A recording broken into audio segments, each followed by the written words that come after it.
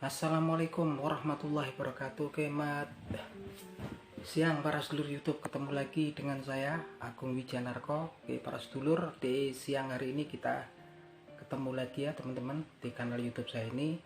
Seperti biasa teman-teman, di siang hari ini saya pengen ngajak teman-teman ngobrol santai seputaran tema-tema yang memang lagi viral, lagi banyak diperbincangkan orang di media sosial. Salah satunya adalah pertempuran antara pejuang Hamas dan pasukan IDF, Israel Defense Force di jantung kota Gaza ya, yang saat ini sudah mencapai hari yang ke-66.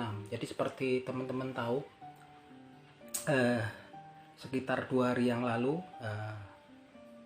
Sekjen daripada PBB Antonio Guterres mengusulkan untuk gencatan senjata antara Hamas dan IDF ya, Israel Defense Force, dilakukan mengingat banyak korban sipil yang jatuh ya teman-teman. Banyak korban sipil yang jatuh karena memang korban sipil yang jatuh ini kebanyakan karena memang pemboman dari Angkatan Udara Israel yang nyasarnya ke perumahan-perumahan ya, perumahan warga sipil gitu kan. Hingga saat ini korban yang jatuh warga sipil itu kurang lebih udah 17.000 orang warga sipil ya. Kita nggak tahu apakah ini memang sistematis disengaja ataukah memang alasannya dari IDF adalah untuk menyerang para pejuang Hamas gitu kan, yang memang kemudian menurut mereka ada di antara para penduduk sipil gitu kan. Yang kenyataannya juga kenyataannya semuanya kebanyakan adalah penduduk sipil ya teman-teman. Bahkan terakhir adalah di serangan-serangan di beberapa camp ya, camp Yunis, terus beberapa camp pengungsi ya teman-teman. Yang korbannya adalah penduduk sipil, yaitu anak-anak, wanita gitu kan, dan para orang-orang tua gitu kan. Yang jumlahnya udah sangat besar sekali. Dan kemarin resolusinya adalah untuk meminta gencatan senjata gitu kan. Yang kemudian memang itu resolusi tersebut yang memberikan dilakukan di Dewan Keamanan PBB yang anggotanya adalah 15 orang, 15 negara teman-teman. Dari 15 negara itu ada 13 negara setuju untuk menekan Israel untuk melakukan ceasefire atau gencatan senjata. Kemudian satu yaitu Inggris atau England itu abstain, dan yang satu Amerika memveto ya teman-teman. Nah ini kelemahannya ya, karena kemudian kalau memang ada negara yang memiliki hak veto, memveto, yaitu yang memiliki hak veto itulah Cina, Rusia, Perancis gitu, Amerika ya. Nah ini memiliki hak veto nih kan, memiliki hak veto, sama Inggris. Nah kita lihat sekutunya sih, yang kalau kita lihat justru sekutu Amerika yaitu Perancis dan Jepang tuh setuju ya. Nah karena hak veto inilah kemudian gencatan senjatanya batal. Hak veto itu kalau 5 negara yang memiliki hak veto salah satu melakukan veto, resolusinya akan batal. Nah ini yang bikin kemudian dunia, para pemimpin dunia kecewa dan marah ya terhadap Amerika Serikat nih. Yang Amerika Serikat sendiri mengatakan bahwasannya nanti kalau dilakukan gencatan senjata justru itu akan dimanfaatkan oleh Hamas untuk regrouping ya, menyusun ulang gitu kan, menyusun ulang kekuatannya gitu kan. Jadi memang Amerika Serikat ini begitu yakin bahwasanya IDF, Israel Defense Force, yang memang didukung oleh saat ini di urban warfare, yaitu perang kota ya, perang gerilya kota, yang didukung oleh tank-tank Merkava dan Angkatan Udara Israel itu akan memenangkan dengan mudah. Akhirnya teruslah inilah semakin melebar ya pertempurannya sampai ke tenggara dan ke selatan ini kan. Dan hal ini juga saat ini juga menambah kesal beberapa negara-negara yang memang mereka sangat simpatik sama perjuangan rakyat Palestina. Salah satunya adalah para pejuang para gerilyawan ataupun para militan Houthi yang ada di Yaman ya teman-teman. Karena memang kemudian resolusi itu kemudian di veto, saat ini para militan di Yaman, yaitu yang menguasai Sanaa, ibu kota Yaman sekarang, yaitu milisi Houthi, pemimpinnya langsung saat ini menyatakan perang memang sudah dinyatakan dari ketika Israel masuk ke Gaza, dan mereka nggak akan menghentikannya sampai Israel itu menghentikan serangan ke Gaza. Saat ini mereka menyatakan akan menyergap ataupun menangkap semua kapal-kapal dagang yang memang mengarah ke Israel ya gitu. Kalau kemarin kan cuman kapal-kapal yang miliknya Israel yang memang akan melewati Laut Merah, yang memang melewati daerah kekuasaan daripada milisi Houthi di Yaman ya. Jadi sekarang juga agak ruwet nih, karena memang semua kapal yang mengarah ke arah Israel akan ditangkap dan akan ditahan oleh pemerintah Yaman yang saat ini berkuasa, yaitu milisi Houthi. Artinya di sini memang nggak cuma menangkap, juga milisi Houthi secara sporadis terus-menerus juga mengirimkan rudal-rudal balistik yang kemungkinan besar memang disuplai oleh Iran, juga drone-drone yang berusaha untuk menyerang kota-kota di Israel ya gitu kan, dan juga kapal-kapal perang Amerika yang ada di Laut Merah. Tapi memang sebagian besar bisa diintercept oleh kapal Indo-Amerika ya. Sementara di bagian Israel Tenggara juga saat ini Hizbullah sudah mulai serangan dari front line ya, front Tenggara, yang tentunya akan mempersulit konsentrasi Israel sendiri dalam perang tersebut ya. Karena sekarang sudah meluncurkan roket-roketnya, Hizbullah sudah menyerang perbatasan dan mengebom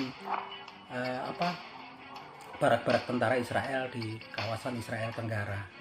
Dengan tuntutan mereka tidak akan menghentikan penyerangannya selama tentara Israel, IDF, tetap nggak menghentikan, nggak melakukan gencatan senjata di jalur Gaza. Dan sekarang Israel membalasnya dengan serangan udara ya. Memang kemenangannya Israel ini kekuatannya penuh, keunggulannya karena didukung oleh angkatan udara yang memang jumlahnya besar dan memang canggih ya teman-teman. Tapi apa daya, kalau kita lihat faktanya sekarang teman-teman, apa yang terjadi ketika Israel itu berhasil meratakan sebagian wilayah jalur Gaza atau Gaza Strip, ketika tentara Israel masuk, ini luar biasa ya. Sekarang ketika tentara Israel masuk, dan ini perang urban warfare, yaitu perang gerilya dalam kota. Seperti yang kita lihat, korbannya sudah sangat banyak ya saat ini. Sampai dengan hari ke-66 ini sudah sekitar 104 ya pasukan Israel yang dikabarkan meninggal dunia, dan sebagian besar ada yang mengalami cedera, dan cedera berat itu sekitar 200-an lebih ya gitu kan. Dan mana kerugian yang sangat besar adalah ini teman-teman, tank-tank Merkavanya banyak yang hancur, karena memang di sini di luar dugaan ketika perang di bangunan-bangunan yang sempit gitu kan, tank-tank Merkava ini jadi sasaran empuk daripada bazooka gitu kan, roket bazooka pasukan Hamas yang memang disuplai kabarnya di sini dari Korea Utara ya, North Korea. Ini banyak tank Merkavanya yang menjadi korban. Begitu juga ketika urban warfare ini, tentara Israelnya juga jadi korban. Sangat efektif ternyata penggunaan roket, pelontar roket RPG-nya yang memang yang dinamain Al-Yasin, yang memang materinya sebagian besar memang kabarnya di situ dikirim, disuplai oleh Korea Utara. Kita nggak tahu seperti apa pengirimannya. Korbannya juga luar biasa ini. Sampai dengan saat ini sudah 105 pasukan Israel yang kabarkan meninggal dunia, belum yang mengalami cedera dan cedera berat ya. Sampai jumlahnya itu kurang lebih 200 sampai 400 yang cedera berat gitu kan. Dan belum korban daripada tank Merkava. Mereka jadi korban ketika mereka masuk gang-gang sempit gitu kan, tanpa perlindungan daripada kendaraan militer mereka ya. Jadi perang kota betul-betul ini. Sementara di pihak Hamas sendiri sampai dengan saat ini nggak begitu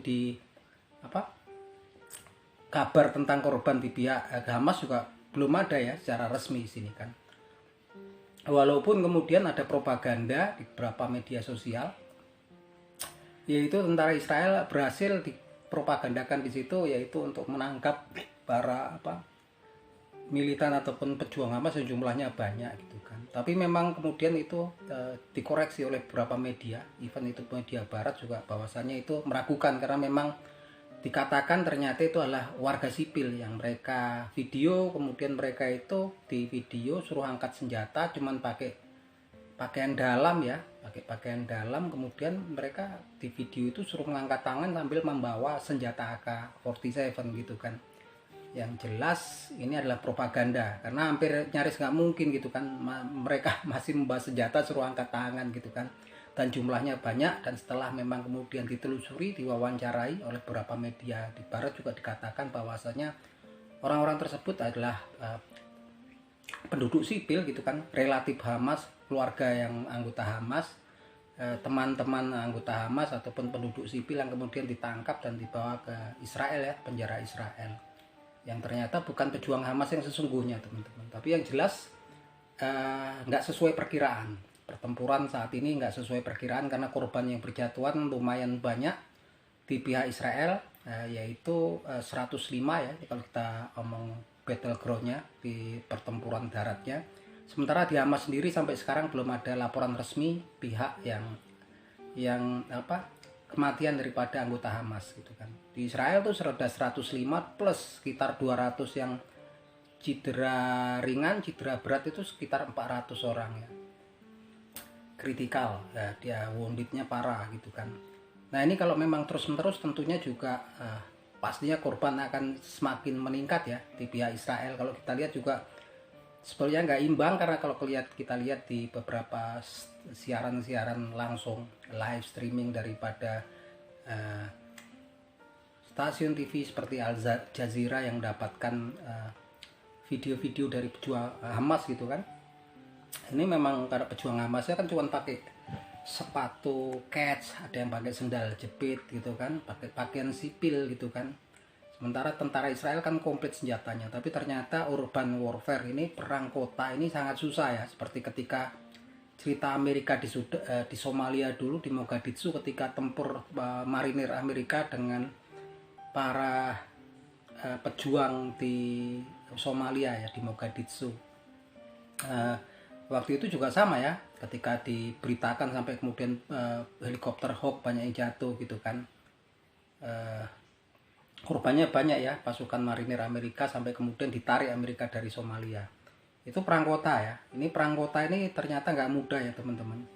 Walaupun Israel juga berusaha sekarang membabi buta, yaitu kayaknya perumahan-perumahan penduduk sipil diratakan ya. Mereka menyerang pakai angkatan udara. Memang kelemahannya memang nggak ada rudal anti pesawat, dan kalaupun ada pun nggak akan menjangkau pesawat-pesawat angkatan udara Israel. Tapi yang jelas yang masuk ke kota itu sekarang menjadi sasaran empuk daripada pejuang Hamas. Tentunya di sini korban semakin banyak gitu kan. Kalau di pihak Palestina ini udah banyak sekali, yaitu penduduk sipil, anak-anak, wanita gitu kan, dan orang tua, yang dikabarkan hingga saat ini udah mencapai 17.500 orang ya menjadi korban yang meninggal dunia. Kita nggak tahu apakah ini secara sistematis ataukah memang, tapi kalau saya pikir kan aneh sekali ini ya, sampai korban sampai sebanyak itu. Tapi memang kondisi Israel juga sekarang dalam kondisi pastinya akan agak kesulitan, karena memang semua kapal-kapal yang menuju Israel yang melewati Laut Merah akan ditahan oleh pemerintah yang berkuasa di Yaman saat ini, yaitu milisi Houthi. Ini memang cerdik sekali sehingga suplai barang maupun pangan ataupun barang macam-macam yang melewatin Red Sea atau Laut Merah akan ditahan oleh milisi Houthi. Hijack ya, sebagian dibajak itu kan, sampai kemudian Israel melakukan gencatan senjata di jalur Gaza gitu kan. Dan di Hezbollah ini juga sekarang juga sama melakukan serangan yang masif di perbatasan gitu kan, yang dibalas oleh Israel kemudian dengan pengeboman ya, penduduk sipil, rumah-rumah penduduk sipil juga yang kena gitu kan. Dan tuntutan daripada pejuang Hezbollah ini adalah Israel untuk melakukan gencatan senjata di jalur Gaza. Selama itu belum dilakukan, mereka akan melakukan penyerangan. Yang jelas ini konstelasinya ini semakin meningkat ya teman-teman, dan nggak sembarangan. Kalau kita lihat juga ternyata yang ketika dari reporter asing diberitakan bahwasanya rudal-rudal RPG yang bikinan Al Yassin itu sebagian besar diproduksi oleh Korea Utara. Nah ini memang, dan yang memang belum pernah tampak sekarang adalah penggunaan drone, di mana mereka drone-nya itu memang spesifikasinya adalah membawa granat yang dibawa oleh drone kemudian dijatuhkan di tank Merkava, yang diberitakan oleh media barat taktik ini selama ini belum pernah dilakukan oleh Hamas sekarang. Dan korbannya banyak ya yang di tank Merkavanya. Mereka menggunakan drone dan dronenya itu membawa granat dan dijatuhkan tepat di atas tank-tank Merkava gitu kan. Artinya memang ini masih panjang dan sepertinya memang ini kemungkinan melebar akan sangat besar ya, konfliknya melebar sangat besar. Terutama kalau kita lihat kan sekarang di Tenggara Israel ada Hezbollah, kemudian di Laut Merah ada pasukan Yaman ya, yaitu milisi Houthi. Nah kita lihat selanjutnya seperti apa nanti kan. Yang jelas ini sementara di Eropa Timur juga konfliknya juga belum selesai antara Ukraina dengan Rusia, ditambah di Mid East di Timur Tengah ya. Apalagi di sini juga sepertinya dari Syria ini kan juga diperkirakan juga akan bergabung ya melakukan serangan, utamanya di dataran tinggi Golan gitu kan. Yang jadi masalah itu memang Bashar al-Assad, yaitu pemimpin Syria saat ini gitu kan, ini memang bersekutu dengan Vladimir Putin dari Rusia, yang mana juga mereka ada banyak pasukan Rusia yang saat ini memang mangkal di Syria ya, yang saat ini memang lagi berjaga-jaga di perbatasan antara dataran tinggi Golan yang memang wilayah Syria yang dicaplok oleh Israel dengan perbatasan Syria langsung gitu kan. Yang mana kalau kemudian terjadi gesekan antara Syria ini, karena memang beberapa bulan yang lalu Israel secara sepihak juga melakukan pengeboman di bandara-bandara Syria, merusak bandara di Syria yang memang mereka targetkan karena mereka anggap itu sebagai tempat untuk suplai senjata tentunya ke pasukan Hezbollah ya gitu kan. Yang tentunya ini kalau kemudian sampai terjadi gesekan dengan Syria pastinya akan melibatkan Rusia, walaupun Rusia saat ini juga memang lagi ada konflik juga internal yaitu di Ukraina ya, konflik di negara mereka sendiri antara mereka dengan Ukraina. Tapi yang jelas jumlah pasukan Rusia ini sangat besar di Syria. Yang jelas juga kelebihannya di sini kalau Syria ini mereka punya angkatan udara gitu kan. Kalau yang Hamas Yaman ini juga sama yang Hezbollah kan angkatan udaranya nggak ada ini. Kalau ada pasti seru. Nah tapi kalau Syria ini masuk ke dalam konflik ini tentunya juga sangat berbahaya ya, karena memang didukung Rusia yang juga mempunyai angkatan udara yang luar biasa gitu kan. Dan mereka juga punya rudal-rudal balistik, walaupun Israel saat ini juga memiliki Iron Dome ya gitu kan. Nah ini kita tunggu, memang kita berharap ini korban sipil udah banyak sekali. Tapi yang patut disayangkan adalah vetonya Amerika Serikat ini ya. Kita juga nggak ngerti, karena alasan Amerika Serikat adalah sebelum Hamas dimusnahkan, kalau kemudian ada gencatan senjata justru itu akan membuat Hamas akan regrouping lagi, memperkuat posisinya gitu kan. Tapi kan memang kalau cuman alasannya itu dibandingkan korban sipil yang sudah mencapai 17.500 orang yang meninggal itu sudah luar biasa ya teman-teman. Kita nggak ngerti nih. Aneh, dan ini memang kelemahan salah satunya Dewan Keamanan PBB ya.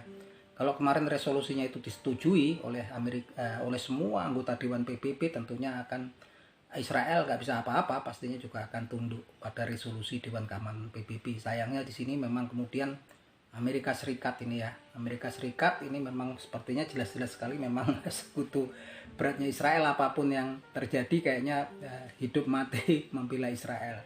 Ya kita memang doakan saja ya saudara-saudara kita, apapun itu mereka adalah sesama human race, manusia gitu kan. Ini korban sipil ya.